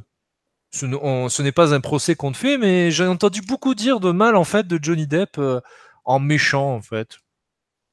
Non, moi je trouvais qu'il était plutôt. Moi, il m'a plutôt convaincu comme méchant dans le rôle. Hein, donc, c'est pour ça que j'ai aimé le film parce que j'ai trouvé que.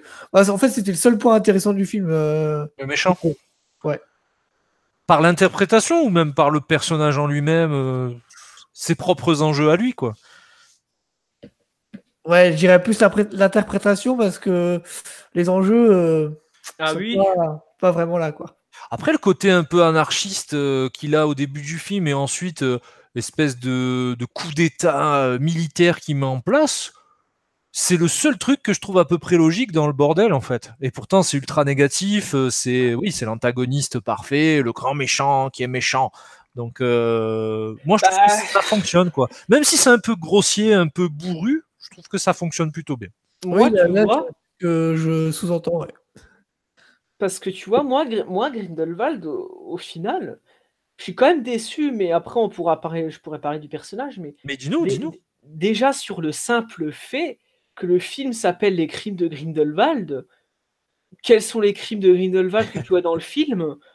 C'est comme les animaux fantastiques, il n'y en a pas beaucoup. C'est déjà ça, c'est qu'au final, bon, effectivement, le parallèle intéressant, c'est celui avec Voldemort, qui était le grand antagoniste de Harry Potter, et donc de comparer Grindelwald, qui, selon la mythologie Harry Potter, est bien plus terrifiant que Voldemort, et bien plus talentueux que Voldemort, etc.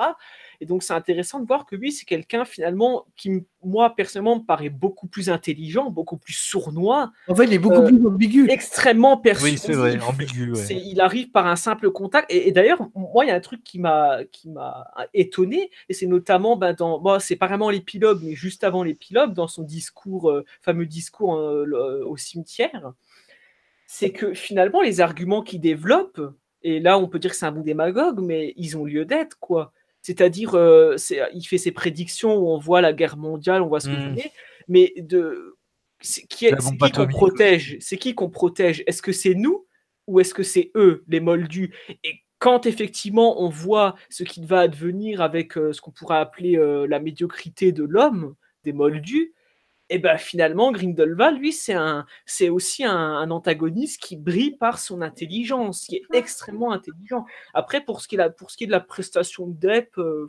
moi je trouve qu'il est bon sans être il n'y a rien de foufou non plus, mais ça marche. Voilà, on l'a vu déambuler en Jack Sparrow dans le dernier Pirates des Caraïbes. On avait quand même beaucoup plus de peine que pour lui clairement, que dans ce méchant. Moi, je trouve que ça marche en méchant. En plus, avec la gueule qui se paye en ce moment, qu'elle soit numérique ou réelle, je trouve que ça lui va bien, ce petit côté méchant là.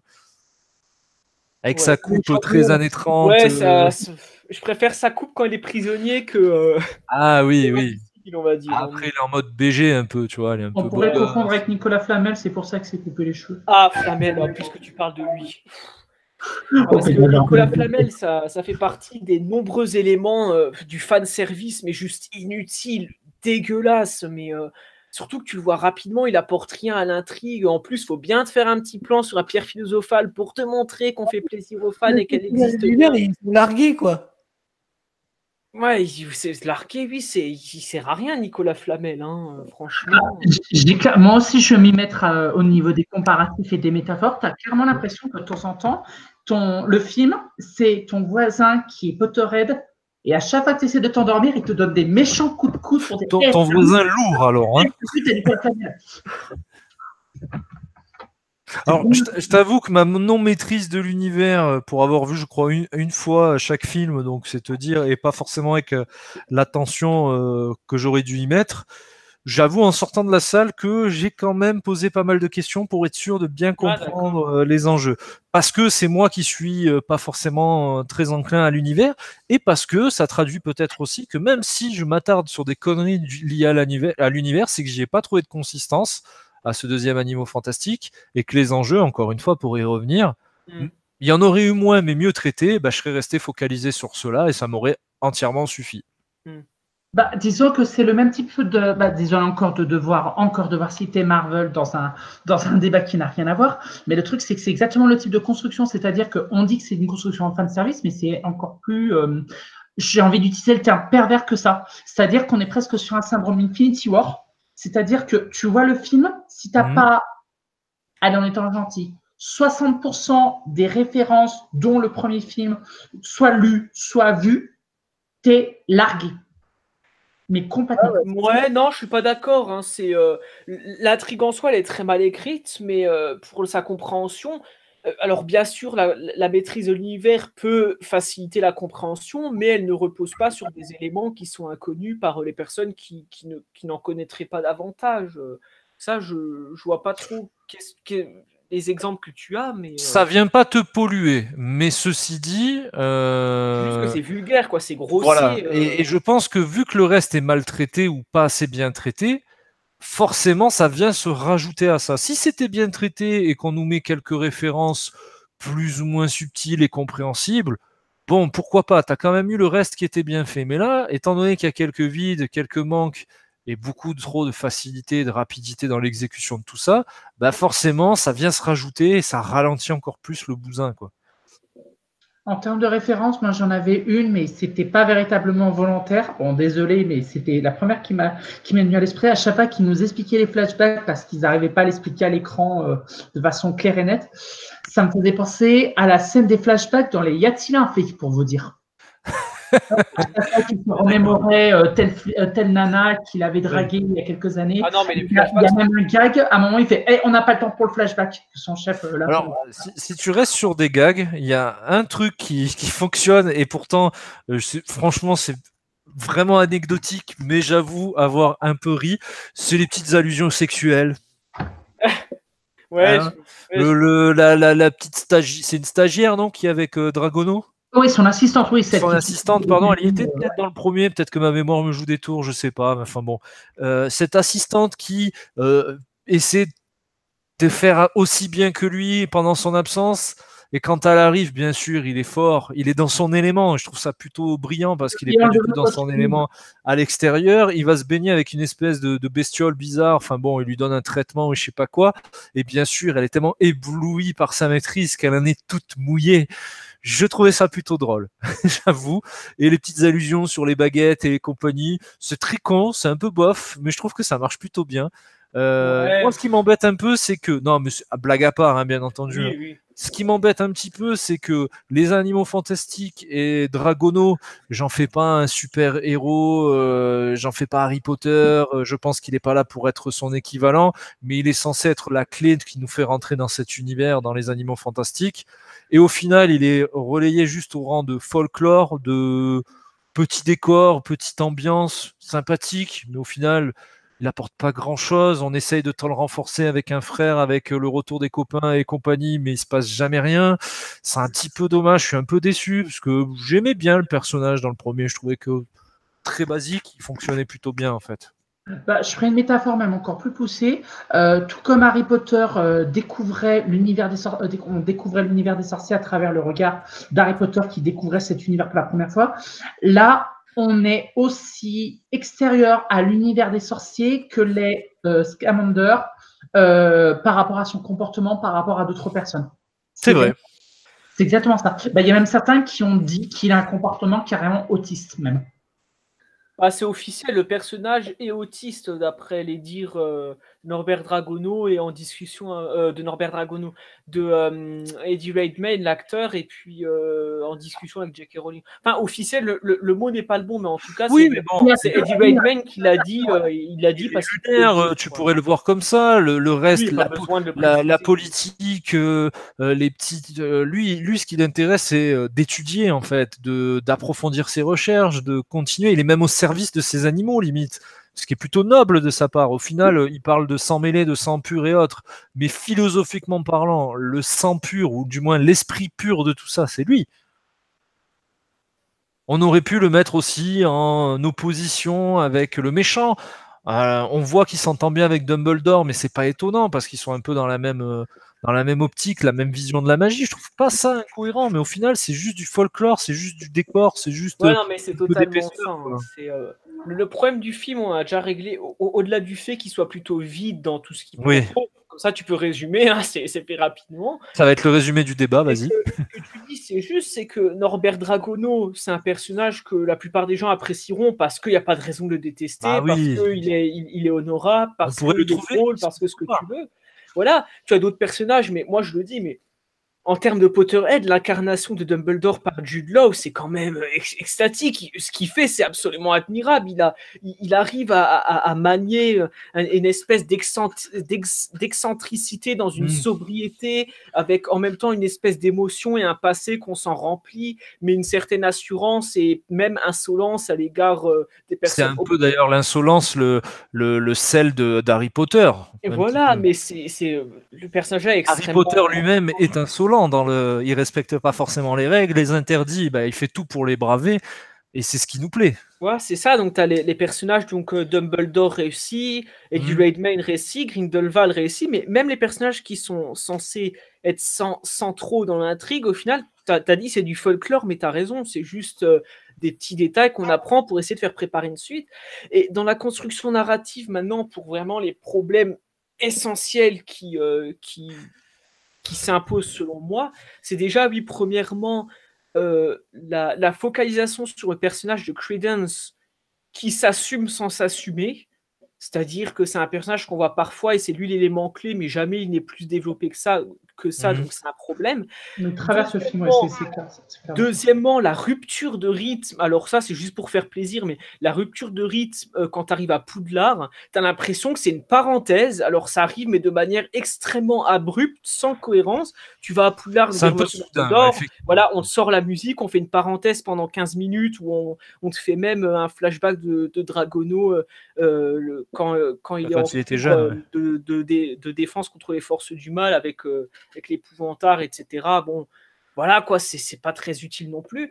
Mais c'est pas désagréable, ceci. Oui, voilà, mais tu vois, quand tu juges après de manière globale ce que tu retiens d'un film, si c'est réussi ou pas, voilà quoi, forcément ça ternit la chose. C'est les passages les plus inutiles à l'avancée de l'histoire qui sont les plus réussis, c'est que c'est grave. Ouais, voilà, ça fait pas un bon film pour autant. Et troisièmement, pour moi, je pense que c'est vraiment le pire parce que en plus d'être nul, ça a de quoi te faire péter les neurones, quoi.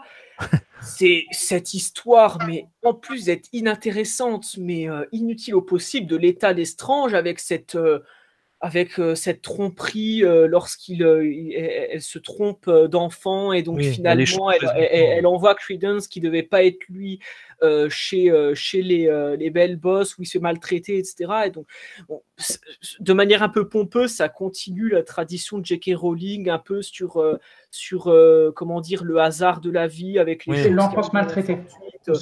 Oui, voilà, et les thématiques, ça, bon, on va pas revenir. Bon, ça reste cohérent avec l'univers, oui, pourquoi pas. Voilà quoi. Non, l'intrigue de l'état d'Estrange est très alambiquée. Faut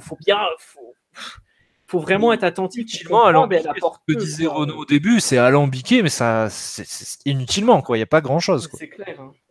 Bah, pour reprendre ce que tu as dit, déjà, tu as fait la même erreur que beaucoup de personnes, même moi, quand j'ai regardé la bande-annonce. Tu as dit que c'est le flashback de Norbert Dragono à Poudlard. Sauf que c'est filmé, merci encore David Yates, c'est tellement filmé avec le recul qu'on en oublie que c'est le flashback de l'état, de la jeunesse de l'état Lestrange qui se remémore. Oui. Tu sais pourquoi j'ai dit ça? C'est parce qu'en fait, pour moi, le personnage de l'état est tellement insignifiant que il est mis en retrait, même dans le cadre. Dans son propre flashback. Et encore une fois, c'est un problème de narration. C'est exactement ça, parce que là, on avait vu dans la bande-annonce la quasi-intégralité de la séquence de l'épouvantard. Et je me suis dit au début, ils l'ont gommé ou pas? Et j'ai vu qu'en vérité, elle est calée dans le même axe que Dumbledore qui parle, c'est-à-dire que tu es tellement concentré sur le premier plan, c'est-à-dire Dumbledore et Norbert jeune qui est en train de discuter, que le personnage qui est censé non pas être témoin, mais qui est celle qui raconte, donc celle qui vit le flashback, et dans le dos d'un personnage qui n'est pas elle, dans une scène où elle est censée être présente. Et même dans tout le montage, parce qu'on a même le montage quasi intégral dans la bande-annonce, on n'a pas un seul plan réaction sur elle pour garder l'effet magique de l'épouvantard.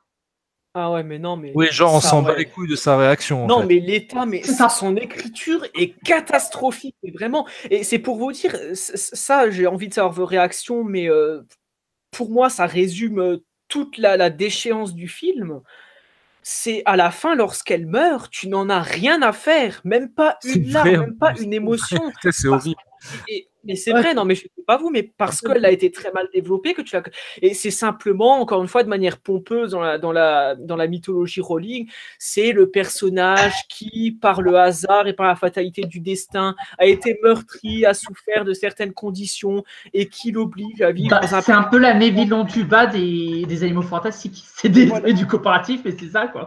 Ouais, non, mais puis du coup, ouais, c'est le moins intéressant et en plus, voilà, c'est censé être encore le personnage central, à croire que tous les personnages En fait, si tu vois, tous les personnages sont centraux et tous secondaires. Donc, tu vois, ça n'a aucun sens. Et donc, ça fonctionne pas, le personnage. Ils amènent l'histoire dans les minutes de côté, quoi, en gros. La seule chose qui fonctionne avec les derniers instants de l'état, c'est que pendant un quart de dixième de seconde, vu que c'est hors champ, le je t'aime, on ne sait pas à qui elle le dit. Ah oui, ça c'est vrai. Ouais. En sachant qu'elle est fiancée à Théséus, mais que juste à côté, il y a Norbert. Ah oui. Et il y a un quart de seconde d'hésitation qui pourrait laisser Alors moi, planer pour le moi, doute, c'est un quart mais qui de est gâché. seconde de trop. Mais pourquoi Non, pas? Je au comprends contraire, ça l'idée. c'est un bon point pour Yates, mais bon, Moi, c'est juste Pour un te quart dire, de je ne seconde dans le souviens film. même plus, donc ça veut dire quelque moi chose. je trouvais ça un peu forcé, mais je comprends, oui, je comprends. Si, la scène, je me souviens de ce moment-là. Non, mais c'est vraiment ça le problème, c'est-à-dire que on parle Ceci dit, il y a souvent, on beaucoup parle de d'éléments l'aspect que je trouve négatif. forcés aussi, hein. Les enjeux finaux qui arrivent très vite en te disant eh, de toute façon les Moldus font n'importe quoi, donc voilà pourquoi je vous ai réunis. Alors je comprends, le mec va révéler le plan qu'il a à la face du monde de la magie, mais je trouve ça tellement soudain, brusque, brutal pour pas grand-chose que ça me dérange fortement et je trouve que l'impact, j'aurais aimé que ça soit un peu plus, comment dire, Intériorisé, ouais, et surtout, comment dire, comme une maladie qui rampe tout au long du film, une espèce de montée en puissance. oui, On aurait un pu peu voir le comme méchant, le Joker au-delà de Batman, commettre des c'est-à-dire qu'il crimes, est fou, expliquer quoi. son plan, tu vois, expliquer son plan par rapport à ça, qu'est-ce qu'il compte faire, son dégoût même pour les Moldus, ça aurait été intéressant, une espèce de montée de haine comme on peut avoir aussi avec Et le. il dit il ne les déteste pas, hein. Ça c'est important dans son discours, hein. Il y a un côté un peu supérieur dans le, comme tu disais, c'est quelqu'un d'intelligent. Donc il est détesté, c'est quelque chose de très bas, de très primaire en fait. Oui, Donc il il est est porté au-dessus de par ça en des fait. motifs nobles et c'est ce qui fait Voilà, valoir. voilà. C'est presque philosophique à son niveau, on va dire. C'est Et je te dis, son une doctrine argumentaire en se fait. tient, hein. Son Ah non, bien argumentaire se sûr. tient. Et ça aurait été intéressant de provoquer ça chez le spectateur en lui donnant envie de se poser des questions lui-même. Et c'est un peu le but, dans la limite d'un blockbuster accessible à tous, pour les Et enfants comme puis, pour les grands-enfants, hein, attention. Mais dans l'idée, ça aurait pu être quelque chose qui aurait donné un peu d'épaisseur à tout ça, quoi. parce que Bah, tu sais, pour prolonger encore une fois, parce que c'est J.K. Rowling, c'est le film du prolongement. Là, on prolonge sans jamais arriver aux finalités, mais l'ensemble du film, dans ce qu'il dit, Hmm. est très peu pertinent, mais c'est dans le prolongement des thématiques philosophiques et Ouais, c'est cohérent. antifascistes et Ouais, ouais, ouais. antiracistes de J.K. Rowling. Sauf que le problème, c'est que, La un, contestation du pouvoir en place, voilà, le- le côté insolent, la remise en question des dogmes, oui, c'est des choses ouais, qui reviennent pas clairement. mal dans les films, ouais. Sauf que, un, c'est très restreint pour le coup aux politiques, là où pour Harry Potter, ça lorgnait davantage du côté du spirituel pour moi, et c'est là la C'est grande vrai, qualité d'Harry Potter qu'on oublie souvent. C'est un c'est vrai, film tu as qui est raison. très métaphysique, spirituel, philosophique, je pourrais vous parler des heures, en plus quelque chose qui m'intéresse là-dessus. Mais ici, oui, on se limite aux politiques, et en plus sur des choses qui ont déjà été longuement développées sans y apporter quelque chose de plus, quoi. Puis c'est très L'antiracisme, le noir ou fascisme, blanc, en fait. et ça va des thématiques, donc avec la figure de Grindelwald qui veut un suprématiste, etc., Mhm. jusque dans les personnages qui, encore une fois, on revient à eux, sont des archétypes qui se substituent à ceux qui ont été déjà développés. Alors le côté lourdingue de Jacob, ben, c'est le côté lourdingue humoristique de Ron Weasley. Oui, c'est vrai. Ouais. Le côté un peu déchiré, intériorisé de Newt Scamander, c'est celui de Harry Potter. Le côté traître de la famille, mais qui reste proche, c'est ce de Thésée, le frère de Newt. C'est pareil que Percy Weasley, le frère de Ron et de toute la famille Weasley. L'histoire se répète dans un Voilà, copier-coller c'est dans tout à lequel fait on aurait ça. perdu quelques données. Et les personnages, l'ensemble des thématiques et des personnages, ben, tu penses à ce qui a été bon, qui a été fait avant, mais pas à la qualité actuelle, car elle est Hein. assez absente, quoi. bah, Ouais, justement, c'est bien vu, c'est bien bien dans vu. le bouquin que dans les films, le sous-texte historique avec les thématiques réelles sous-entendait, c'est-à-dire les rafles, les Oui. exécutions discrètes, c'est-à-dire tout le côté, le sous-texte adulte que sous-entendait les manches morts dans l'univers magique. Là, elle le pose un peu avec ses gros sabots, quoi, on va dire. C'est-à-dire que Ah, c'est peu délicat et subtil, oui. Ouais, c'est là, grossier. on nous explique que la guerre arrive, mais on nous la montre. Moi, personnellement, cette scène, elle a fonctionné parce que j'étais surpris qu'on nous montre comme ça. Pourquoi est-ce qu'il veut montrer, est-ce que les Moldus sont une menace? Ça a marché avec la scène du tank. Je me suis dit, où est-ce qu'il veut en venir? Puis j'ai vu la scène du train. Je me suis dit, d'accord. Et quand ils ont carrément montré la scène de la bombe atomique et la réaction horrifiée des sorciers, là, j'ai décroché. J'ai fait, là, niveau subtilité, tu t'es embrouillé les pinceaux. Mais... Non, moi je trouve qu'elle marche, mais c'est juste que bon. Bah, c'est la façon de l'amener sur la fin du film, un peu précipité en fait. Sur pareil, c'est un peu à l'image des scènes d'action où on prend pas le temps de mettre en place, on prend pas le temps de bien développer. C'est un peu la même chose sur les enjeux, on l'a dit, mais aussi même sur le plan du méchant, c'est comme ça quoi, c'est horrible. Bon, là où c'est correctement... Enfin, vas-y Renaud. Renaud, tu voulais parler? Non, je disais, et puis tout arrive d'un coup et trop vite. Voilà, espèce de truc, bon, ça fait quand même 2 heures qu'on est sur le bordel, on va peut-être un peu conclure. Ouais, c'est ça. Je voulais dire parce que c'est un événement important quand même, à la fois dans la mythologie Harry Potter, mais dans le film. Et je trouve que c'est bien développé sans y apporter plus que ce que le fan sait déjà.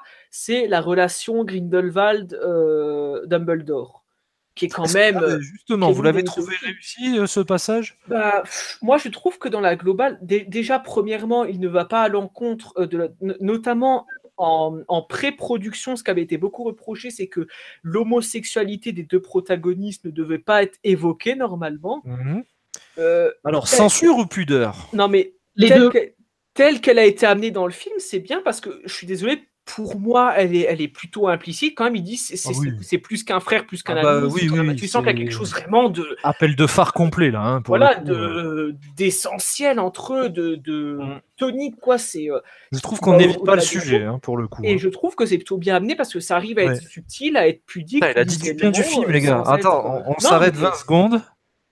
Non, mais sachant que je dis que c'est plutôt bien fait, mais qu'encore une fois, par rapport au fan qui sait déjà la relation. Non, mais le fan qui sait déjà la relation avec les deux, nous on attend d'en voir plus. On attend de voir leur passé quand ils se sont connus. On attend de voir les premiers combats. Alors que là, c'est un contact par qu'est-ce qui a créé leur relation en fait? Voilà, et des choses qu'on connaît déjà personnellement. Donc. Et puis bon, je vais pas évoquer quelques incohérences du film parce que bon, honnêtement, je vois pas l'intérêt, mais encore une fois, c'est ce qui a chagriné. Ça va te faire du mal. Apparemment, quel critique l'avait noté. C'est une question de l'ordre de 3 secondes, même pas, mais il manque soit ça a été mal monté, on en reviendra là-dessus après, mais la scène du miroir du reset, justement, quand ils sont très proches l'un de l'autre, il manquerait 3 dixièmes de seconde parce qu'on voit un changement de cadre. Est-ce que c'est Warner qui est repassé derrière et qui a censuré juste des rats? Ah bon, j'ai pas remarqué ça. On voit qu'il commence à se rapprocher. Oui. Et on change d'échelle de cadre dans le plan juste après. Alors, ça peut être compris comme un implicite. Hein. Moi, j'ai vu, c'est en montrer censure ou pudeur. Chacun choisira son camp. Hein, moi, ça m'a pas dérangé personnellement. D'ailleurs, Renaud, qu'est-ce que tu as pensé de ce passage pour toi? Anecdotique ou vraiment intéressant et nécessaire? Non, anecdotique. Ouais, j'ai l'impression pour toi, Renaud, il y a beaucoup d'anecdotes dans un film qui racontent pas grand-chose. C'est ça? C'est ça. Ouais. En fait, du coup, à la fin du film, on fait je sais pas si j'ai envie de connaître la suite en fait. Ça t'aurait carrément coupé l'envie, entre guillemets, d'en savoir plus sur l'univers des animaux fantastiques pour les suites. Dans trop de sens différents, trop confus, donc... Ouais, ça t'a perdu, quoi. Mais j'ai envie de voir la suite. Est-ce que j'ai envie d'en savoir plus? Mais c'est ça, parce qu'à la fin du premier, t'avais envie de voir la suite? Pardon? À la fin du premier Animaux Fantastiques, est-ce que tu avais envie d'en voir plus? Ah oui. Ouais, donc il y a quelque chose, quoi. Ça, on a glissé sur le tapis de la salle de bain, là. Voilà. Quelque chose, ouais. Moi, j'étais hésitant parce que je me suis dit, l'histoire se conclut, mais vu qu'ils avaient annoncé à la base 3 et dû à l'échec vu l'échec de World of DC, ils ont planifié 5 à la suite. Après, je me suis dit, ok, alors on parlait du Hobbit qui faisait, rappelez-moi, 400 pages, je crois, pour 3 films de pratiquement 3 heures. Oui, la tartine, la fameuse tartine, la confiture a bien été étalée, ouais. Oui, c'est sûr. Le guide des animaux fantastiques fait 90 pages. Non, mais... Un film. Ceci dit, on peut se servir de ces 90 pages et les étoffer. On ne se l'intire. Surtout, ils ne sont même pas utilisés pour l'instant.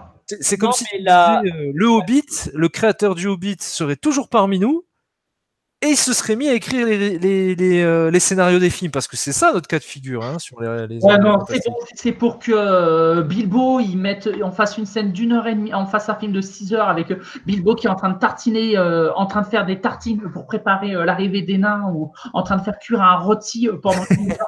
Mais pourquoi pas? Au moins, ça nous donnerait faim. Non, mais je voulais juste dire, pour éviter un contresens, Oui. c'est que peut-être vous pourrez le lire comme ça sur certains sites, mais le spin-off des Animaux Fantastiques n'est absolument pas une adaptation du livre des Animaux Fantastiques. C'est-à-dire parce que le livre des Animaux Fantastiques, en fait, si vous voulez, c'est une version romancée d'un manuel scolaire écrit justement par Guy Scamander. C'est le fameux livre qu'il a écrit sur les Animaux Fantastiques. Et donc, si vous voulez, ça n'a rien à voir avec les intrigues qui sont développées.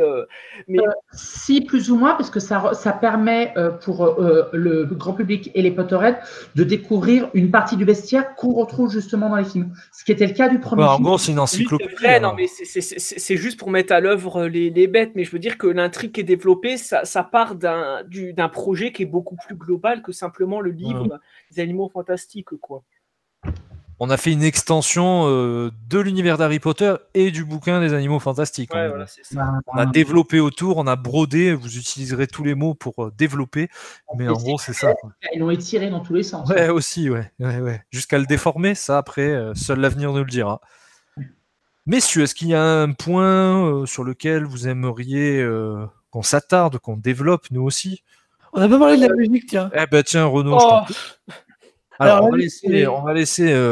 Elle est pas mémorable, mais elle est sympa à écouter, quoi. Ouais. Anecdotique ou pas, pour reprendre ce mot qui qui colle à ton avis sur le film? Non, il y a des morceaux qu'on assimile à des séquences, à des personnages, mais sinon c'est sans plus, quoi. Rien de transcendant, quoi. Voilà. Alors Maxime, il sera peut-être plus. Écoute, plus déçu là aussi de la musique. Un peu comme le premier film, quoi. Voilà, on retrouve les morceaux principaux, voilà. Je dis souvent, et c'est une thèse qui est reprise, qui est peut-être pas énoncée comme ça, mais par beaucoup de réalisateurs, que le compositeur est un deuxième réalisateur sur un film. C'est tellement vrai. Le cinéma, dans ce qu'il peut y avoir de plus bon, de plus percutant, de plus majestueux, se fait aussi par une très bonne gestion des sons. Pas forcément la musique, mais l'ambiance sonore, même les silences, on en parlait avec First Man ou avec d'autres films, qui sont employés dans le film. Or, ici, c'est de la musique de fond et qui sert simplement à accompagner l'action, telle qu'on peut la voir dans de nombreux blockbusters. Et moi, vraiment, mais c'est une tristesse. Mais déjà que, je ne suis pas convaincu personnellement par le réalisateur James Newton Howard de manière très générale pour ce qu'il a fait dans sa carrière. Qui en a fait énormément. Hein, voilà, mais j'ai jamais été très convaincu. Mais forcément, quand tu as connu John Williams, quand tu as connu Patrick Doyle, quand tu as connu Nicholas Hooper, même Alexandre Desplat sur certains thèmes dans les Reliques de la Mort, et que maintenant tu tapes cette bande-son qui est en plus d'être anecdotique, sans saveur, quoi. Et en plus, les seuls thèmes qui sont plutôt bons sont ceux qui sont repris des premiers Animaux Fantastiques. Bon, voilà, quoi. Non, clairement, c'est encore un point très négatif du film pour moi. Bah, c'est amusant que tu parles à la fois non pas de, puisque c'est la coupe de feu, de Nicolas Hooper et de, comment il s'appelle le Frenchie, aide-moi. Alexandre Desplat, merci. C'est parce que c'est justement dans la période Yates, et tout comme James Newton Howard, la BO se savoure mieux à l'écoute seule que dans le film. J'ai eu quand même un peu con quand même. Non, celle de Hooper est quand même prégnante dans le film. Hein. Le thème de la mort de Dumbledore, le thème du vol de le thème du vol du balai du Phénix, j'ai passé en boucle et tout, ok. Mais là, dans un film comme ça, c'est bizarre. Par exemple, Philippe, je t'ai pas entendu après.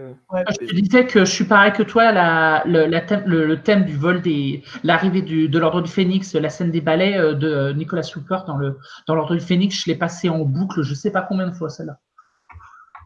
Ah non, mais oui, mais et même indépendamment, moi, déjà, j'aime beaucoup la musique. J'aime beaucoup la musique de film et j'adore ce qui a été fait sur Harry Potter. Il m'arrive régulièrement de réécouter les thèmes de tous les compositeurs que j'ai cités. Mais celle-là, moi, j'ai réécouté la bande-son aussi pour voir si en écoute seule, elle pouvait être bonne. Ouais, non, globalement, hormis quelques deux thèmes dont je ne saurais pas dire les noms, mais qui sont réutilisés, qui viennent des premiers Animaux Fantastiques, qui sont aussi les mieux réussis des premiers Animaux Fantastiques, je trouve pas que ça soit très créatif, quoi, indépendamment de l'affect que j'ai sur la chose. Ouais. Je ne vois pas. C'est un peu le problème de Newton Howard, c'est-à-dire que selon le type d'ambiance musicale, il faut plus qu'une simple écoute pour pouvoir le vraiment tout entendre, tout comprendre. C'est vraiment, j'ai le même problème avec Newton Howard. Là, par exemple, je pensais à la BO aussi bien de L'Ange et le Chasseur ou des Hunger Games.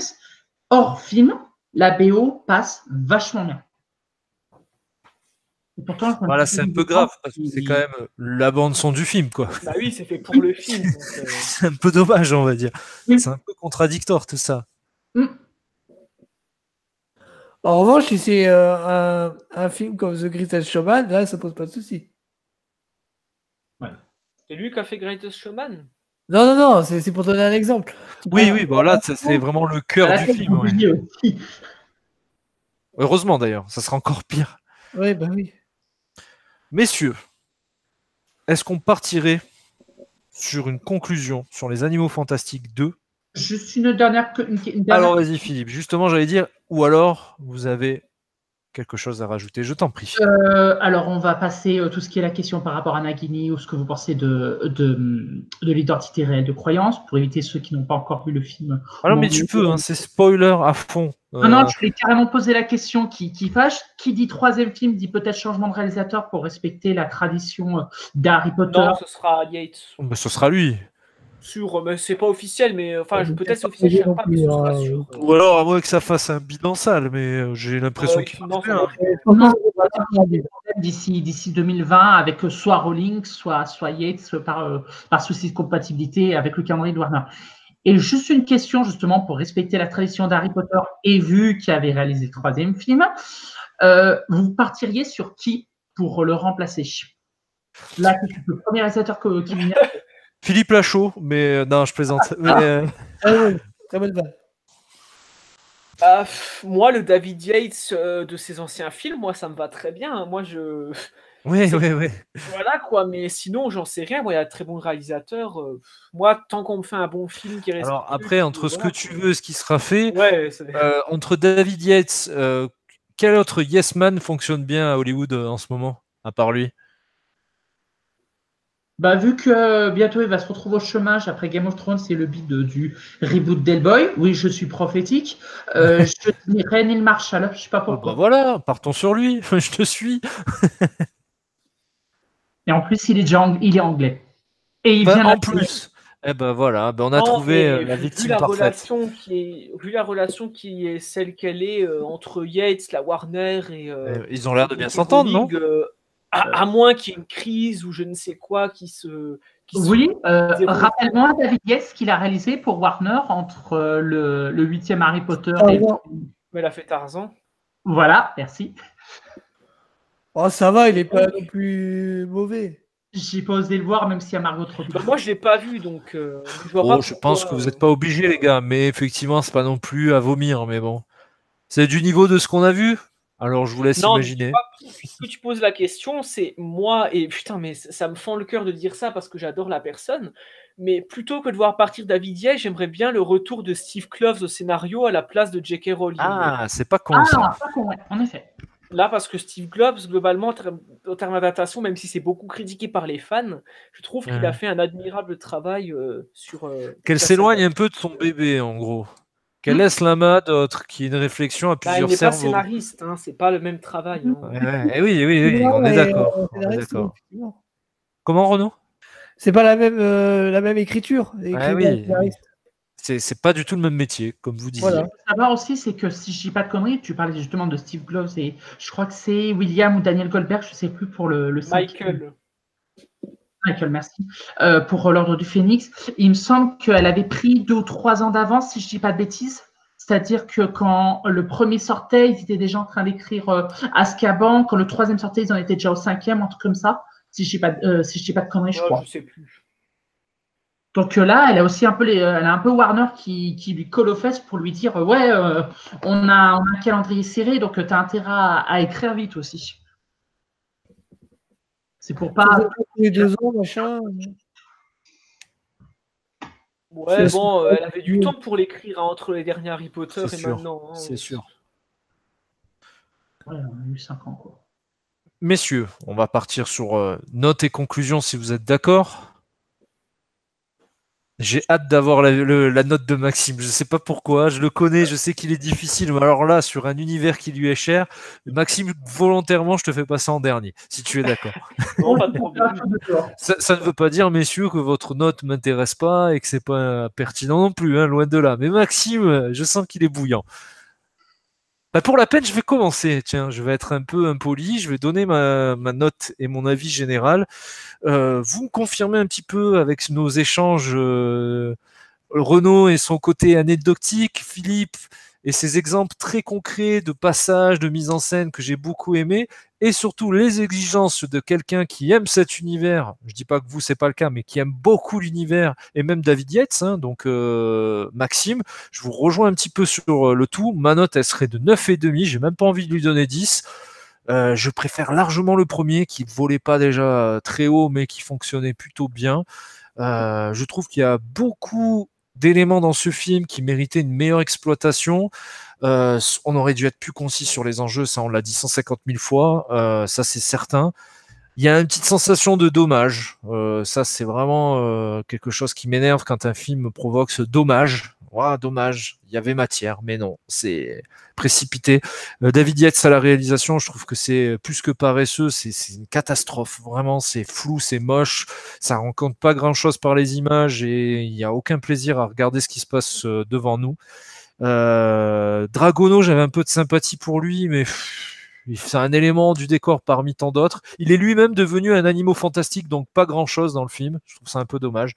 Donc je reste sur mon 9,5, même pas la moyenne, mais pas loin quand même. Philippe, je t'en prie. Bah là, tu me poses une colle parce que il y a des bons points, mais c'est essentiellement au niveau du visuel, par-ci, par-là. Quelques acteurs que j'ai bien aimés. C'est vraiment, c'est pas pour pour piquer le terme de Renaud, le terme anecdotique, c'est vraiment par pointillés. C'est-à-dire qu'il y a des trucs qui plaisent, mais pas dans la continuité. Très sporadique, quoi. Voilà, merci, c'est le terme que je cherchais. Et c'était surtout sur la durée, le montage, c'était mais abominable, quoi, sur la longueur. Allez, je vais dire un 10,5. Ouais, on tourne autour du 10 pour le moment. Renaud. Alors moi je vais être entre moi je vais être à la moyenne, donc 10. Donc oui, effectivement, hein, je mets la moyenne parce que c'est du bon divertissement, mais la seule chose, malgré les enjeux et les développements des personnages inexistants, ça vaut pas plus. Il y a juste ce qui est intéressant, les points forts, c'est le méchant et